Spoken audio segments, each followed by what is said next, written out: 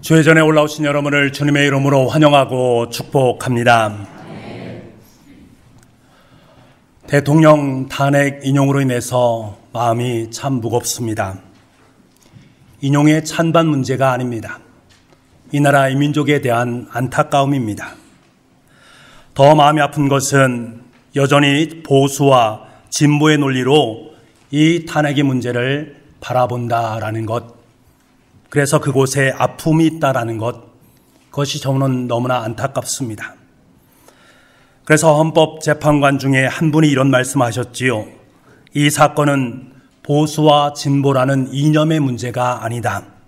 미래의 대한민국이 지향해야 될 문제다.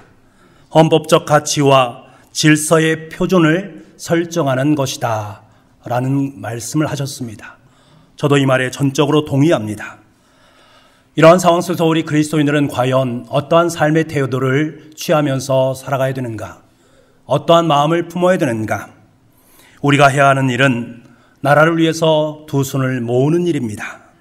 좀 더 진중한 마음으로 이 나라의 민족, 대한민국이 하나님께서 원하시는 샬롬의 나라로 세워지기를 간구하는 마음을 품는 것입니다. 이제는 보수와 진보의 문제로 대립되는 것이 아니라 서로 화합하고 상생하여서 위기의 대한민국이 공의와 사랑이 흐르는 사회, 부정과 부패가 없고 정직한 민족으로 아름답게 세워지기를 기도해야 됩니다. 이제 현실을 이분법적 사고로 바라보는 눈에서 벗어나서 서로를 향해서 봄꽃 한 다발씩을 안겨줄 수 있는 정겨움이 넘치는 눈으로 서로를 바라볼 수 있는 은혜가 있기를 원합니다. 그곳에 하나님의 샬롬이 임하게 될 줄 믿습니다. 이로 위해서 우리 그리스도인들이 깨어서 대한민국의 평화를 위해서 두 손을 모으고 보수와 진보의 중간에서 서로를 사랑으로 잇는 평화의 가교의 역할을 잘 감당할 수 있는 저와 여러분이 될 수 있기를 간절히 소망합니다. 이스라엘 민족이 가장 힘들 때가 있었습니다. 절망과 어둠이 점철되었던 시대였습니다. 나라가 망하여서 왕이 부재하게 되고 왕족이 붙잡혀가게 되고 국가 주권도 다 잃어버렸던, 그래서 민족이 포로로 잡혀갔던 바벨론 포로 시기였습니다. 이 시기에 이스라엘 민족에게 있어서 역사적으로 가장 견디기 어려운 시기였습니다. 이스라엘 백성들은 바벨론 땅에서 1년 또 2년 여러 년들을 지내면서 하나님께서 우리를 구원해 주시겠지, 하나님께서 우리를 원하시는 하나님의 땅으로 다시금 복직시켜 주겠지라는 그러한 마음을 품었습니다. 하지만 덧없이 세월이 흘러서 수십 년이 지나자 여전히 자신들의 상황이 그대로 있음으로 말미암아서 희망은 서서히 포기와 절망으로 바뀌기 시작했습니다. 그들은 그발방가에 모여서 하나님 앞에 부르짖습니다. 하나님, 우리 민족을 구원하여 주시옵소서. 우리 나라를 회복시켜 주시옵소서. 그래서 이스라엘 백성으로, 이스라엘 나라로 다시금 돌아갈 수 있도록 우리 민족을 지켜 주시옵소서 간구했습니다. 자신들의 하나님께서 택하신 선민이었고 하나님 살아 역사하시는 분이기 때문에 반드시 우리를 이스라엘로 다시금 회귀할 수 있도록 만들어 주실 것이다라는 것을 확신했습니다. 그런데 10년, 20년, 30년 지나감에도 불구하고 여전히 현실의 상황은 그 모양입니다. 하나님 앞에서 그들은 서서히 깊은 절망감에 빠져들게 됩니다. 이들은 아마도 나름대로 독립군을 만들어서 독립 비밀 결사대로 투쟁했을 것이고 단합해서 결연한 의지를 자신들이 보여주었을 것입니다. 그러나 바벨론이라는 거대한 제국 앞에서 자신의 모습이 너무나 연약한 거예요. 부족한 거예요. 해방에 대한 인식이 서서히 사그라들게 됩니다. 기도도 해보았습니다. 하나님의 약속의 말씀도 믿어보았습니다. 믿음으로 살겠다라고 몸부림쳐 보았습니다만 모든 것이 다 허사로 돌아가 버렸습니다. 여러분, 우리에게도 이런 바벨론 포로의 시기가 있다라는 것이지요. 하나님을 신실하게 믿는데도 이런 일이 있을 수 있습니다. 열심히 기도하고 살아가는 와중에도 이러한 일들이 있을 수 있습니다. 여전히 어려움을 당하고 여전히 고난과 어둠의 암울한 시기가 우리를 괴롭힐 때가 있습니다. 그래서 내일에 대한 꿈도 비전도 품을 수 없는 자포자기의 상태 속에 빠질 경우도 있습니다. 우리 인생의 바벨론 포로의 시기입니다.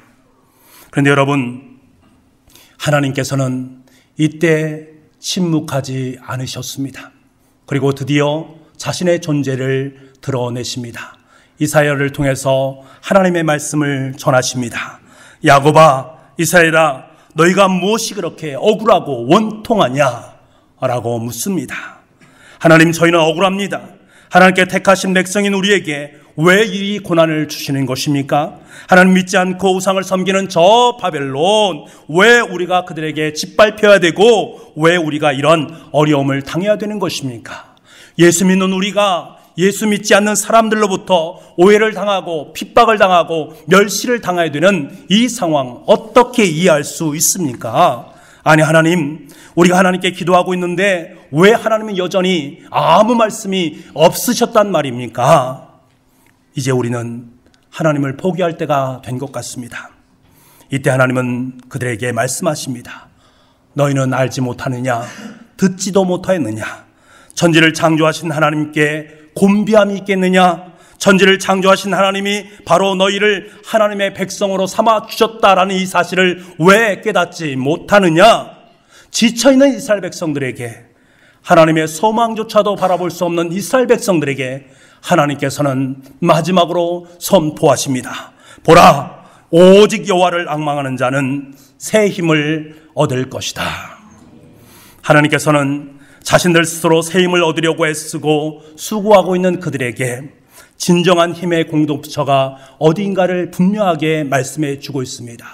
오직 여호와를 앙망하는 자에게는 새 힘을 얻으니 새 힘의 원천이 바로 하나님께 있다라는 사실을 분명하게 밝혀주고 있습니다. 사랑하는 성도 여러분, 그렇습니다. 우리의 힘의 공급의 원천은 바로 하나님이십니다. 하나님을 바라보며 살아가는 성도들에게 새 힘을 공급해 주시고 독수리가 날개치며 올라갈 수 있는 힘과 능력을 베풀어 주실 줄 믿습니다. 저는 오늘 본문의 말씀을 묵상하면서 하나님께서 바벨론 포로 시기를 살아가는 이 땅의 성도들에게 우리의 삶 속에 힘듦과 어려움이 있음으로 말미암아 절망하고 있는 우리들에게 새로운 힘을 공급해 주시고 그들의 어깨에 독수리의 날개를 달아주시는 하나님의 그 마음이 느껴지기 시작했습니다. 그 날개가 무엇일까? 바로 믿음의 날개요, 비전의 날개입니다. 이 날개를 달아주셔서 저 창공을 활활 날아오를 수 있도록 우리와 함께 하시고 있다는 사실을 지울 수가 없었습니다. 절망 속에서 탄식하는 우리들에게, 소망이 없는 것처럼 보이는 상황 속에서 눈물을 흘리는 우리들에게 그래도 너는 믿음을 가져야 되지 않겠느냐? 그래, 너에게 꿈이 있고 소망이 있어야 되지 않겠느냐? 내가 너희와 함께하기 때문에 내가 소망이요, 나에 대한 믿음이 너의 삶 속에 있어야 되지 않겠느냐? 라고 말씀하시는 주님의 마음을 읽어낼 수가 있었습니다. 오늘 이 시간 주님께서 저와 여러분에게 달아주시고자 하는 믿음의 날개와 꿈의 날개를 경험할 수 있는 저와 여러분 될 수 있기를 원합니다. 그래서 독수리가 날개치며 올라감같이 믿음의 날개와 비전의 날개를 활짝 펴서 저 창공을 향해서 날아오를 수 있는 저와 여러분이 되기를 원합니다. 우리가 신앙생활을 처음 할 때는 별 부담 없이 예수님을 믿으면서 삶을 살아갑니다.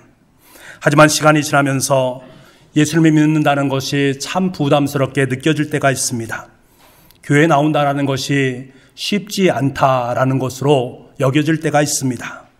예수를 믿으면 모든 것이 순탄하고 형통해야 되는데 내 삶 속에는 더 큰 근심과 걱정이 있는 것 같고 원망과 불평이 드러나는 나의 모습을 보게 됩니다.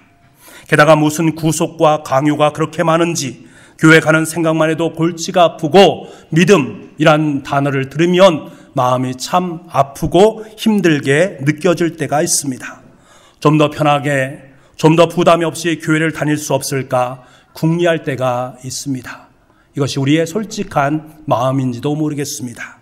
혹시 여러분 중에 예수님을 믿는다라고 고백하면서 하나님께 주시는 그 은혜와 사랑 때문에 감격도 없고 능력도 없는 그러한 삶을 살아가는 분 혹시 계십니까? 믿으면서도 지치고 짜증나는 분들이 계십니까? 주일이기 때문에 어쩔 수 없이 습관적으로 이 자리에 앉아 계신 분은 없습니까?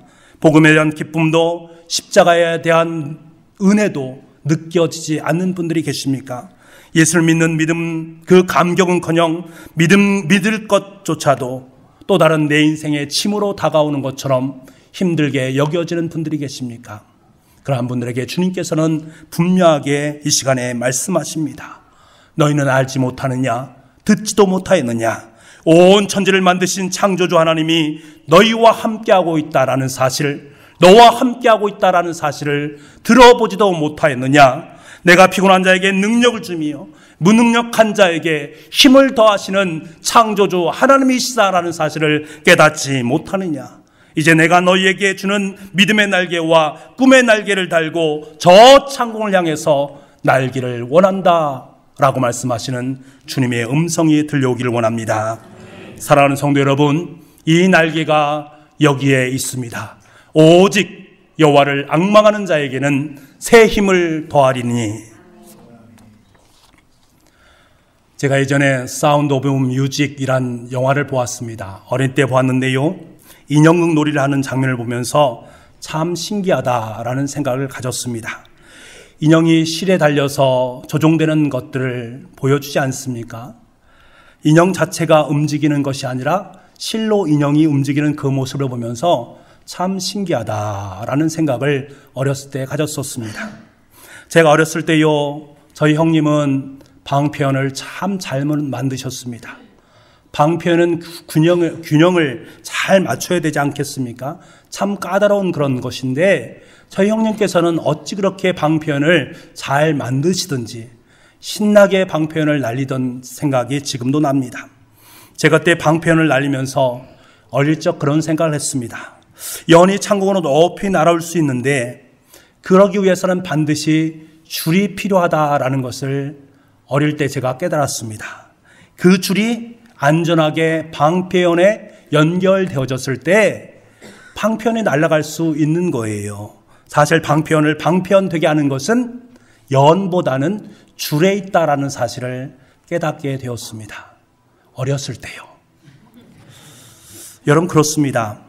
바로 저와 여러분이 하나님을 자녀로서의 삶을 살아간다, 하나님께 주신 힘과 능력으로 창공을 나를 수 있다라는 것은 우리 때문이 아니라 주님께서 우리 인생의 줄을 붙잡고 계시기 때문입니다.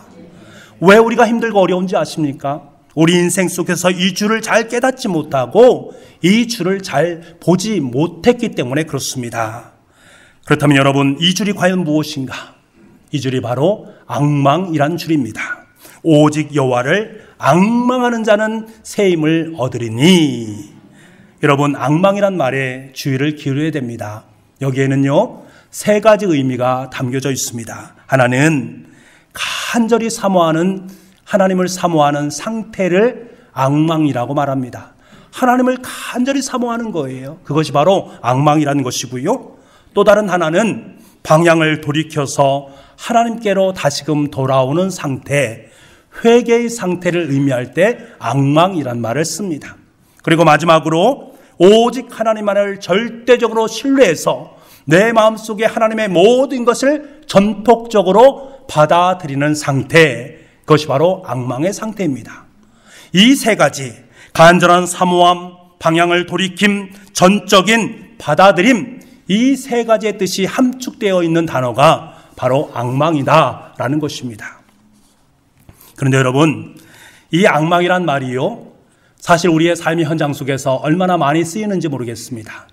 여러분들이 매주마다 이 앙망이란 말을 많이 드러내고 있어요.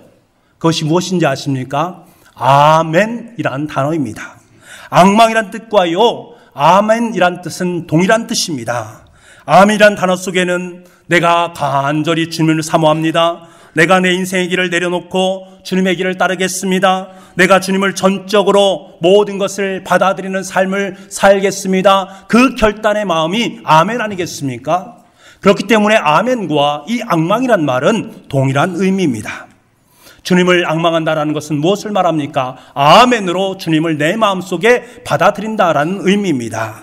그러므로 믿음의 날개와 비전의 날개를 단다라는 것은 바로 예수 그리스도 안에서 만들어지는 아멘이란 날개라고 할 수 있는 것입니다. 사랑하는 성도 여러분, 믿음의 날개는 아멘입니다.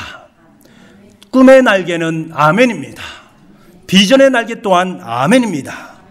여호와를 앙망한다라는 것은 하나님의 능력과 하나님의 모든 것을 전적으로 신뢰하고 의지하는 것입니다. 하나님께서 우리에게 베풀어 주신 모든 환경을 받아들이는 것입니다. 우리 인생의 모든 사건과 사실 앞에서 낙담하지 않고 낙심하지 않고 당당하게 아멘으로 고백하면서 시인하는 삶의 태도가 바로 앙망한다라는 의미입니다. 여러분, 믿음의 날개가 별것 아니라고 생각할 수 있습니다만 가장 중요한 날개는 아멘으로부터 비롯되어집니다.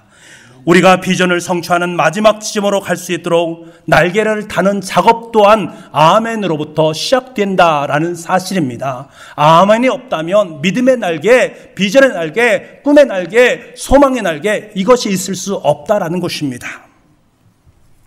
그런데 우리는 삶을 살면서 오해를 참 많이 할 때가 있습니다. 누군가가 지나치게 강요할 때는 속으로 저항을 하지 않습니까? 강조를 너무 많이 하게 되면 원래 의미가 희석되는 것을 보게 됩니다. 그래서 그것에 대한 강한 거부감을 갖게 되는 것이 우리의 모습입니다. 아멘이란 말도 바로 이런 것입니다. 목사님들께서 자주 쓰는 말씀 중에 이런 말씀이 있잖아요.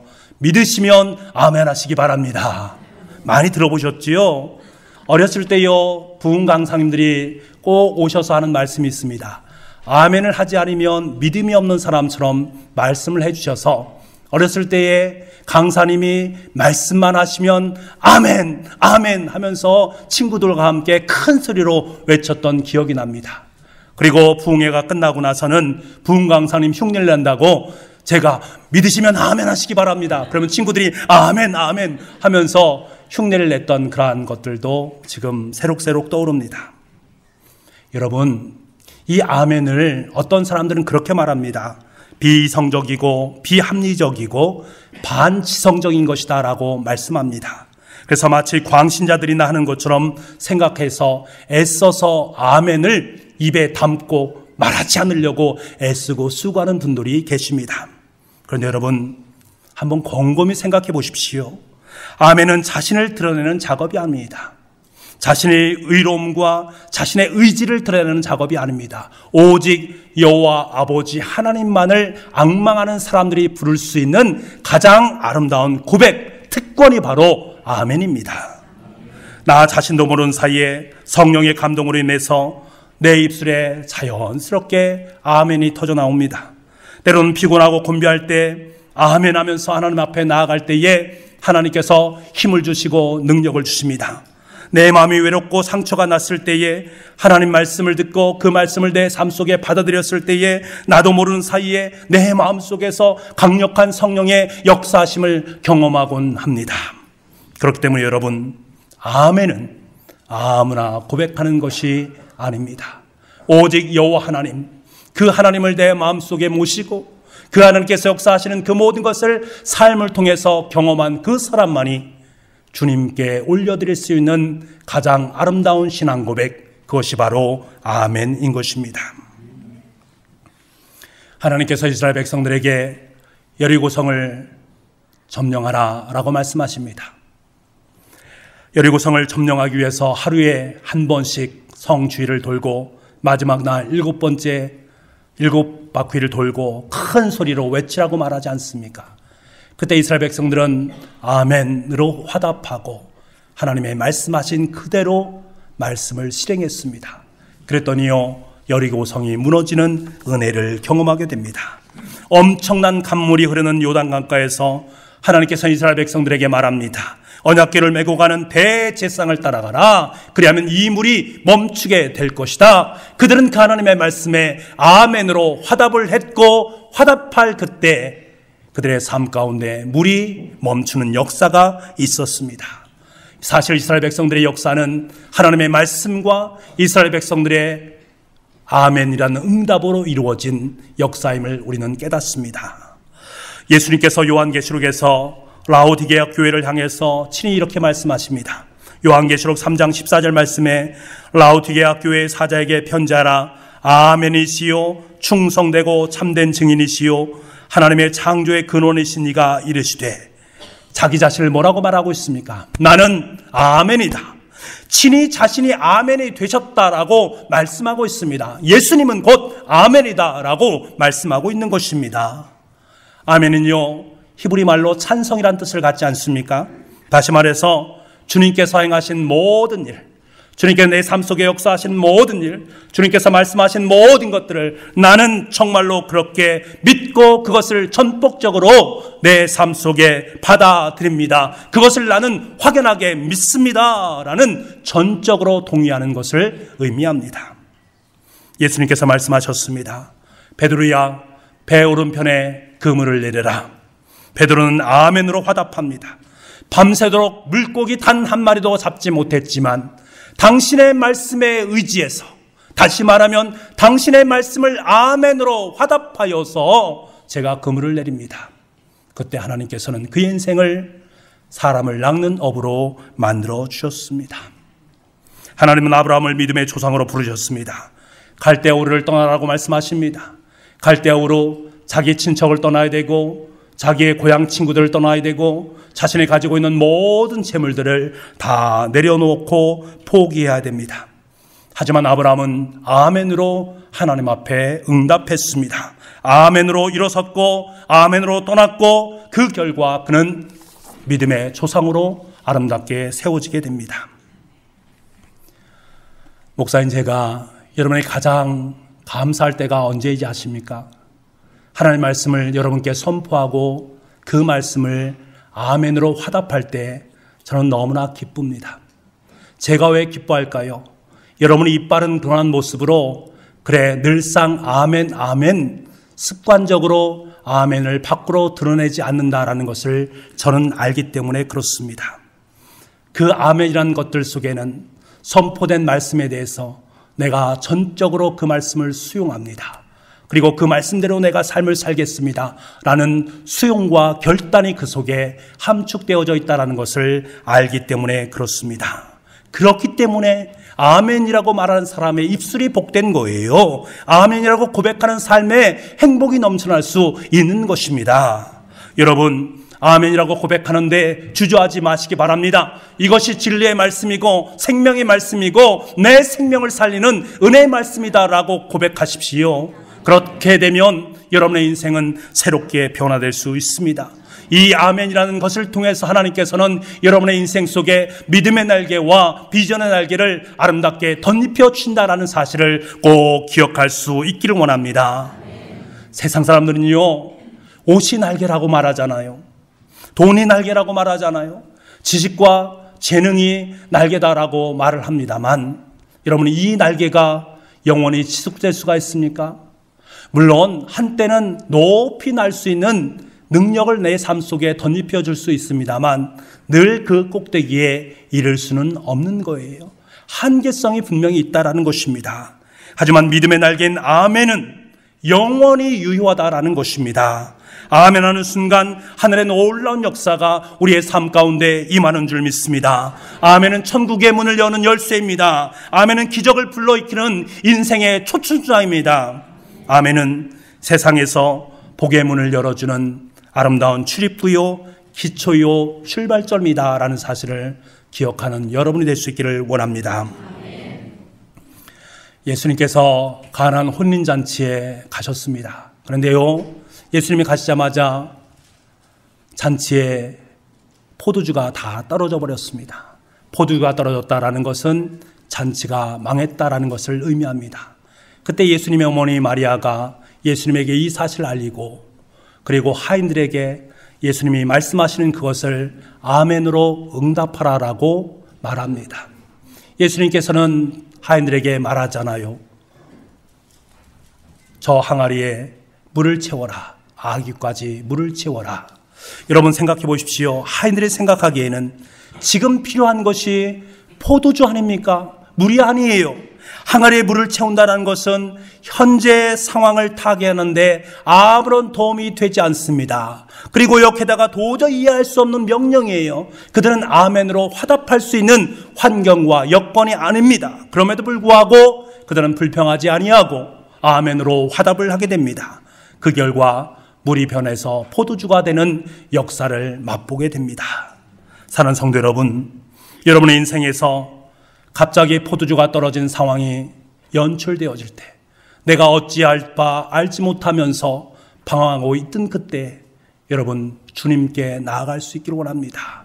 성령님께 간구하십시오. 성령님의 음성을 여러분의 삶 가운데 들려주실 것입니다. 그 음성을 듣고 그 음성에 아멘으로 응답할 수 있기를 원합니다. 그러면 여러분의 삶의 현장이 물이 변해서 포도주가 되는 놀라운 역사를 경험하게 될 줄 믿습니다. 힘들고 지칠 때 여호와를 앙망하시고 아멘으로 응답하시기 바랍니다. 그 순간 하나님께서는 내 손을 잡아 일으켜 세워주시고 내 연약한 무릎을 견고하게 만들어주는 은혜를 여러분 가운데 허락해 주실 줄 믿습니다. 때로는 손해를 입거나 핍박을 받는 자리에 있을 때라도 하나님께 대해서 아멘으로 응답하시기 바랍니다. 하나님은 여러분의 인생의 모든 것을 책임져 주시고 인도해 주실 줄 믿습니다. 여러분 인생 가운데 고난의 바람이 몰려오십니까? 폭풍우의 바람이 몰려오십니까? 그것으로 말미암아서 어찌해야 될지 알지 못하고 계십니까? 고난의 바람을 비전을 향한 날개를 다는 은혜의 시간으로 여길 수 있기를 원합니다. 우린 고난을 잘 이용할 수 있어야 돼요. 19세기에 엄청나게 유명한 수도사 중에 한 분인 헨리 오웬이라는 분이 있습니다. 그가 이러한 고백을 드렸어요. 여러분, 나는 여러분에게 존경을 받을 것이 없습니다. 왜냐하면 내 속에도 더러움이 있기 때문입니다. 여러분, 나를 부러워하지 마십시오. 나는 갈등이 있습니다. 여러분, 나를 신뢰하지 마십시오. 나도 힘들 때가 있습니다.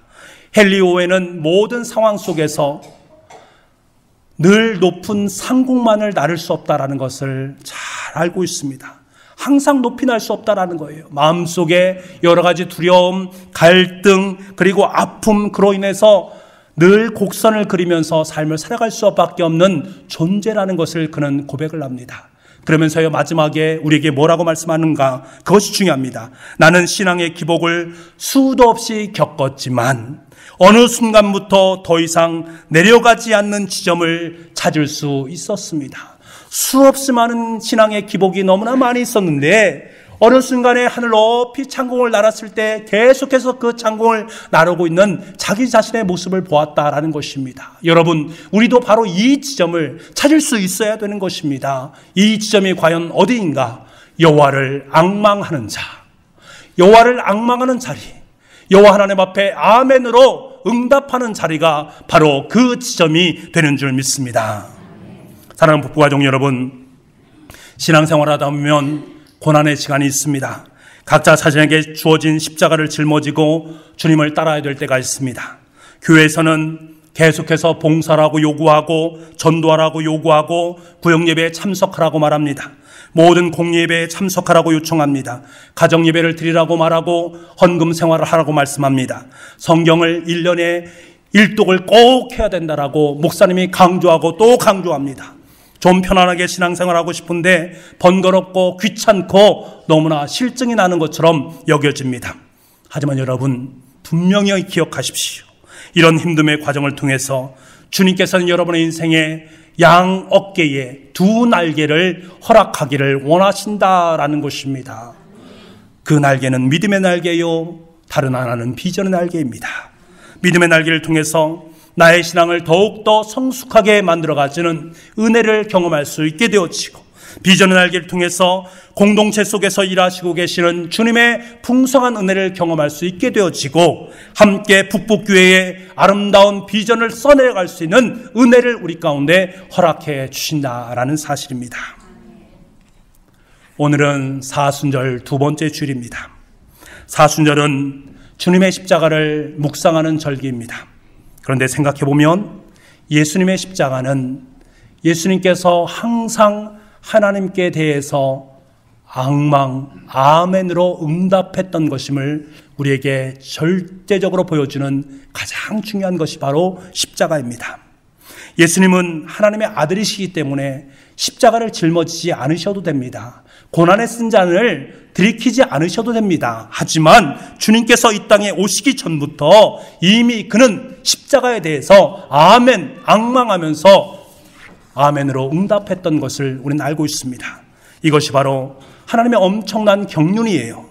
이 사실 앞에 주님께서는 묵묵히 자신의 십자가를 짊어지고 골고다 언덕길을 향해서 아멘으로 오르셨고, 아멘으로 응답하셨고, 아멘으로 십자가에 못 박히셨고, 아멘으로 죽으셨습니다. 두 팔을 벌리시고 대못에 박히셨습니다. 그런데 여러분, 주님께서 두 팔을 벌리시고 대못을 박히신 그 대못 속에 바로 저와 여러분의 죄와 허물이 함께 박히게 되었습니다. 그래서 저와 여러분의 삶 가운데 하나님의 용서를 경험하게 되었습니다. 그것과 더불어서 저와 여러분의 양손에 주님께서는 새로운 날개를 허락해 주셨다라는 사실입니다. 주님께 아멘이라고 나의 십자가를 짊어지면서 주님 앞에 고백하며 살아가는 우리들의 삶 속에 날개를 달아주시는데, 그 날개가 바로 믿음의 날개요 비전의 날개다라는 사실입니다. 너의 삶 속에 어떤 상황이 있다 한들 믿음이 변할 수 없다라는 그 사실, 너의 삶 속에 하나님의 소망과 꿈을 품고 하나님의 길을 넉넉히 걸어가라고 말씀하시는 하나님의 꿈이 함께 우리의 삶 속에 덧입혀지게 된 줄 믿습니다. 사순절 기간은 바로 이것을 경험하는 시간들입니다. 하나님께서 십자가에 못 박혀 돌아가심으로 말미암아 우리의 삶 속에 덧입혀 주신 꿈의 비전, 믿음의 비전을 마음속에 품는 그러한 시간이 바로 사순절 절기입니다. 주님의 말씀에 여러분 아멘으로 응답해야 되는 이유가 바로 여기에 있는 것입니다. 아무든지 나를 따라오려거든 자기를 부인하고 자기 십자가를 지고 나를 쫓을 것이니라. 이 주님의 요청에 아멘으로 응답하시는 여러분 되시길 원합니다.